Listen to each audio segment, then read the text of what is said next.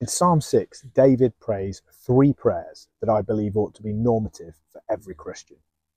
Firstly, he prays for God's sovereign mercy upon his life. Verses 1 and 2 read, "O Lord, rebuke me not in your anger, nor discipline me in your wrath. Be gracious to me, Lord, for I am languishing." David was acutely aware of his daily need of God's grace and mercy, and so should we all. The Puritan Thomas Brooks said, "Repentance is a continued spring where the waters of godly sorrow are always flowing." Secondly, in verse 4, David prays for God's presence. Verse 4 reads, "Return, O Lord, deliver my soul." David wanted to know the nearness of God's presence in his life. A.W. Tozer said, "Nothing in or of this world measures up to the simple pleasure of experiencing the presence of God." And thirdly, David prays for God's healing touch.